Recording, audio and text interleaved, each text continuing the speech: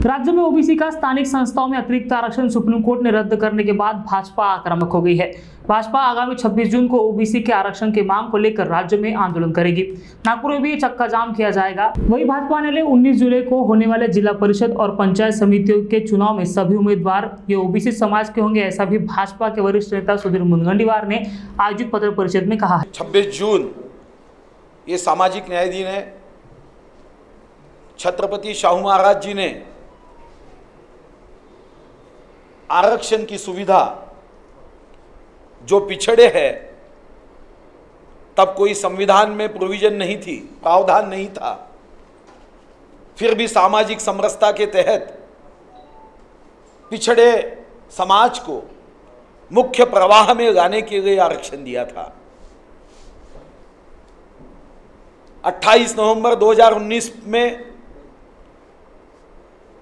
जनता के मतों का अनादर करते हुए, जनता के वोटों के साथ बेईमानी करते हुए एक सरकार का जन्म हुआ, जिस सरकार का लक्ष्य सिर्फ कुर्सी प्राप्त करना था।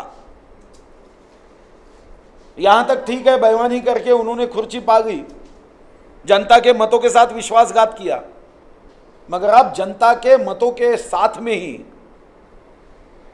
सामाजिक समरसता को ध्वस्त करने का काम सरकार कर रही है। मराठा आरक्षण जो माननीय देवेंद्र जी के नेतृत्व में पूरी ताकत के साथ उच्च न्यायालय में इस आरक्षण पे शिक्कामोर्तब करने की पूरी कोशिश की और उसमें हमें यश भी मिला, मगर इस सरकार ने सुप्रीम कोर्ट में मराठा आरक्षण को भी टिकाने में ये असफल रहे, फेल हुए। ओबीसी राजनीतिक आरक्षण में 15 महीनों में तारीख पे तारीख सुप्रीम कोर्ट बार बार जानकारी मांग रहा था, मगर ये नेता जनगणना के पीछे लगे थे। जनगणना सही समय पे होगी, मगर इंपेरिकल डाटा लेने के लिए एक मागास वर्गीय आयोग की स्थापना करनी थी। एक सांख्यिकीय ऐसी जानकारी, ऐसे तथ्य जो हम 2 महीने 3 महीने में ले सकते हैं, वो तथ्य लेने में भी हम असफल रहे। और फिर कोर्ट ने कहा कि तब तक सारा आरक्षण जो ओबीसी समाज का है ये हम स्थगित करते हैं। अभी राज्य में 19 जुलाई को कुछ जिला परिषद के चुनाव जो ओबीसी के लिए आरक्षित जगह थी, वो उसको सर्वसाधारण करते हुए लगाए गए हैं। हमने मांग की है कि पहले तो सुप्रीम कोर्ट में सरकार 100 वकील खड़े कर दे, मगर 19 तारीख के इस चुनाव को स्थगित करने के लिए सुप्रीम कोर्ट को अपील करे, आह्वान करे, विनती करे।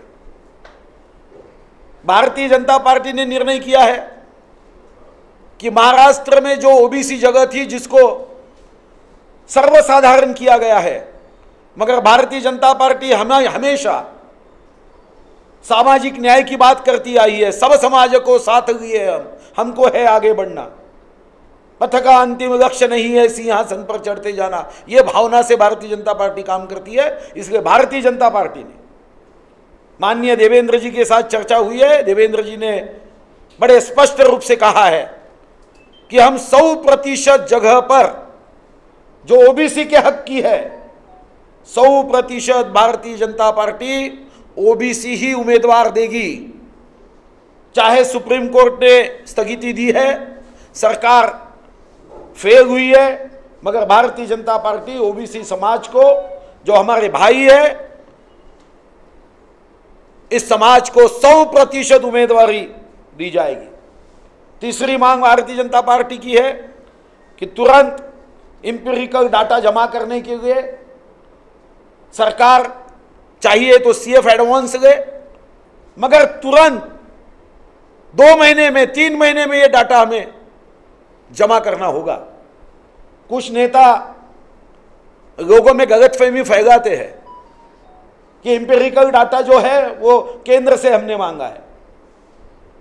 मैं तो माननीय मोदी जी से अपील करने वाला हूं कि देश की स्वाधीनता को जब 75 वर्ष अब पूरे होंगे, अब यहां पे भी एजुकेशन देने की आवश्यकता मुझे लग रही है। क्योंकि कुछ नेता गलतफहमी फैलाते हैं हमें इंपेरिकल डाटा जमा करना है। क्यों केंद्र से मांग रहे हो भाई? आप 500 लोगों की नियुक्ति करो, पैसा खर्च करो, थोड़ा सा डाटा जमा करो। ये तो सांख्यिकीय डाटा है, कोई हर घर में हमको जाना नहीं है। चुनाव में जैसे सर्वे होते हैं वैसे ये सर्वे है। ये डाटा जल्दी जमा किया जाए। ओबीसी समाज में भारतीय जनता पार्टी ने सरकार रहते समय ये एकमात्र पार्टी है जिसने महाराष्ट्र में ओबीसी मंत्रालय किया, उसे भी पैसा नहीं दिया जा रहा है। मैंने खुद 18 जून 2019 को बजट में इस विदर्भ में, मराठवाड़ा में, उत्तर महाराष्ट्र में ओबीसी विद्यार्थियों के लिए, विद्यार्थिनियों के लिए हर जगह में हॉस्टल निर्माण करने की घोषणा की। पैसा नहीं दिया जा रहा है। यह सरकार पूरी तरह से विफल हुई है। यह सरकार ओबीसी विरोधी है और इसलिए यह सरकार के खिलाफ 26 जून को 10:30 बजे चांदा से बांदा तक, गढ़चिरौली से गढ़हिंग्लज तक हमने चक्का जाम करने का निर्णय किया है। मैं महाराष्ट्र की जनता से आह्वान करता हूं, अपील करता हूं, आप कोई भी पार्टी को हो, आप कोई भी संस्था के हो, अभी हमने सब एक होना चाहिए। सरकार के खिलाफ ओबीसी का आरक्षण और इस गंभीर विषय पर सरकार डबल कुंभकर्ण की नीति अपना रही है। कुंभकर्ण 6 महीने सोता था, ये 12 महीने सो रही है। इसके खिलाफ में वो चाहे कोई भी पार्टी का कार्यकर्ता हो, अगर वो हमें कहेगा कि हम भारतीय जनता पार्टी के झंडे के नीचे 26 जून को नहीं आ सकते, तो उनके लिए अलग से एक सतरंजी रखी जाएगी, उस पर वो बैठे। मगर ये चक्का जाम में निश्चित रूप से जो जो ओबीसी बांधवों की बात करना चाहता है, भारतीय जनता पार्टी उसका स्वागत करती है। आपको जिसको वोट देना है वोट दीजिए, मगर अन्याय के खिलाफ हमें सबको एक होना है। ये समाज के पीछे साथ में पूरी तरह से खड़ा होना है। ये भावना के साथ 26 तारीख के इस आंदोलन में सब लोग एकत्रित हो।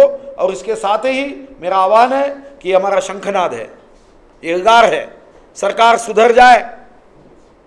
सरकार ने इस विषय में बड़े गंभीरता के साथ बात करनी चाहिए और इसलिए अधिवेशन जो 2 दिन लिया जा रहा है, यह अधिवेशन भी बढ़ाया जाए, जिसमें मराठा आरक्षण, ओबीसी आरक्षण, किसानों के विषय है। 800 करोड़ धान उत्पादकों का बोनस दिया नहीं, मगर वाइन वालों का प्रोत्साहन का पैसा दिया। किसानों को पैसे देने के लिए सरकार के पास पैसे नहीं है, मगर वाइन प्रोत्साहन योजना को पैसे देने के लिए पैसा है। और इस पार्टी के कुछ नेता तो ऐसे हैं जो पत्र लिख के कहते हैं कि परमिट रूम वाले इस कोरोना में, लॉकडाउन में उनका धंधा कम हुआ, इसलिए उनके बिजली के बिल माफ करो। क्या प्रेम है दारू वालों पे? मगर किसान जो अनाज पकाता है, बिना दारू पिए जी सकते हैं, बिना अन्न खाकर कोई जी रहा है, ये तो मुझे लगता है तो उसका तो गिनीज रिकॉर्ड बुक में नाम जाएगा। दारू वालों की बहुत चिंता पड़ी है, किसान की चिंता इस सरकार को नहीं है। हम चाहते हैं कि अधिवेशन भी बढ़ाया जाए। अगर सही में जनता के हित की बात यह सरकार करती है तो अधिवेशन बढ़ा के इस सारे विषयों पे तर्कशास्त्र के आधार पे चर्चा हो।